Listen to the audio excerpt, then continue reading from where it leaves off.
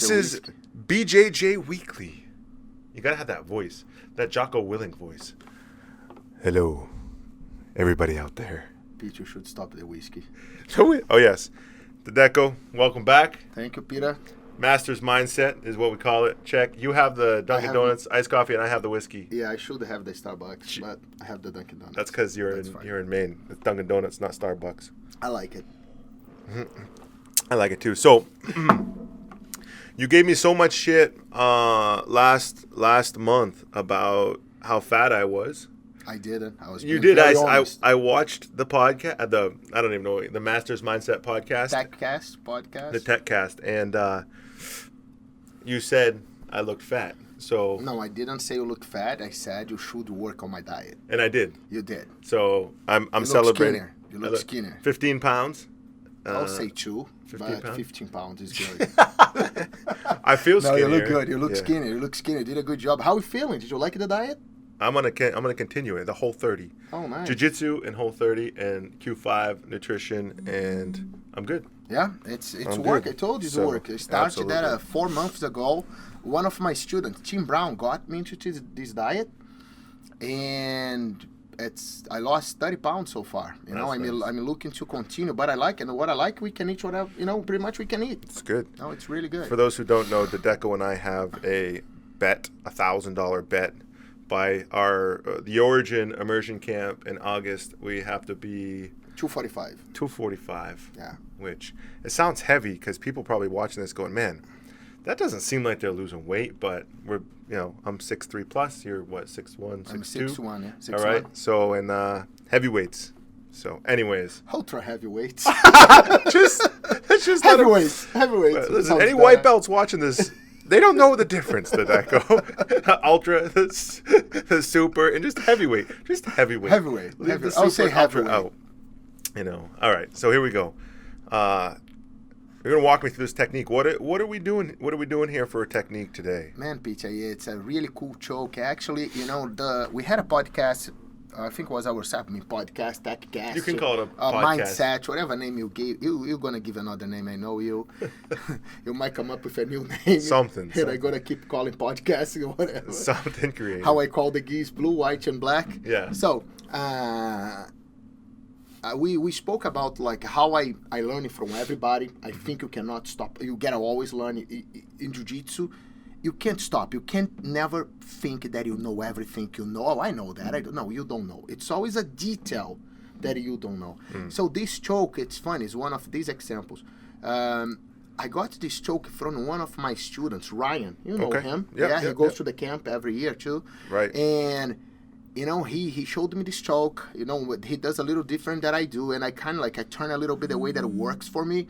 And so what I do, it's very sneaky because your opponent, it's a lapel choke, but usually what happens is when you take your lapel off, your opponent usually he knows that you're gonna try to cross over and give it the other hand. Right. So what's he doing for defense? He knows that's coming in. Right? He usually raises his arm, trying to block my hands that I'm trying to pass over to the other one to the other side. Do you ever I hate when people grab my collar. I keep them away from my head. Like first defense is always don't touch my neck, don't touch my face, and I sometimes what I'll do is I'll lift my butt and I'll put all the pressure on my head and the back of my neck, so he can't reach underneath. Right? Would that be a good defense from here? It will be a good defense, definitely for this choke. Yes, to block the hand. To block the hand exactly. And so that's what they try to do. Okay. And the cool part of this choke is the lapel goes to the same side. You go under the neck. Right. So you just like you're regular there. You're on the side control. You take your collar out. What they think is, he's going to cross the collar all over to the other side. Right. And you don't. You just go back where you were. And usually they're like, oh, cool. It's nothing here. Little bait and switch. Little bait and switch. Yeah, exactly. So look, I take the collar. He's going to, Brian's, it's waiting there, and I just go under. He looks like he's dead. He's dead, yeah. He was a little anxious. But he got better. So I turn around and I drop. The cool detail is this is, when I drop, a lot of people think it's you just drop and squeeze his throat. No, it's not that the choke works. And you're gonna see on the detail. You can see on the detail here is I hold, I drop my elbow on the floor, and what I do, my hand doesn't move anymore. What moves? My elbow moves, starts opening. So I scratch my elbow on the floor until he taps. So it's a choke or a strangle? Is it blood or is it It's wind? a blood. It's a blood choke. It's a blood choke. So yes, it's a blood choke. It's a blood choke. It probably is a little uncomfortable on the old Adam's apple. Very uncomfortable. And you only need one hand. One hand. That's the cool part. See, it's one hand under the head. You can even sneak that lapel. You can pull a little bit, sneak, and then go under. Nice. Yeah, I mean, I made a little open so everyone can see the details because it's really important. But no, it's very sneaky. I like a lot this choke. It's very simple, easy to set up. All levels, they won't have any problem setting this up. What would you say? Let's say someone's having trouble getting under their head. What can you do to make them lift their head? What I like to do, like to go after the arm. Okay. So usually I go after one arm. I fake that I want an arm. It's very common what I do. So I use my hand that I have the underhook, just pull his arm a little bit towards me. Usually they want to hide that arm, they forget the neck, then I go under for the neck. Good. Exactly. Any other details for new grapplers, advanced grapplers, to be able to get this choke on, say, a squirrely guy? Oh, it's squirrely guys. That's the funny ones, yeah. Little neon belly action. Yeah. You know what? No, you know what I like to do, Pete? A little, fake a little wrist lock, fake the arm again. Maybe you can go with, the problem is when you go with the neon belly, it's going to stretch the collar, and he's going to see the collar. He's going to see that you have the collar, so he might grab the collar, then it's going to make it a little harder for the choke to get in. Right. So what I like to do, honestly, Pete, it's go after the arm. Like fake that arm, hold that arm. He's going to be busy thinking about that he wanted that arm, he wanted a number, or he wanted something else. Then you go right under the other one. And your far side hand is doing what? Just holding the arm. Holding the arm, working that arm. 1, 2. Exactly. I hold that arm just to bother him, just to fake, If he tries to defend, if he sees the choke coming, then I go after the arm, yeah. It's awesome. A very simple choke, very simple, very effective.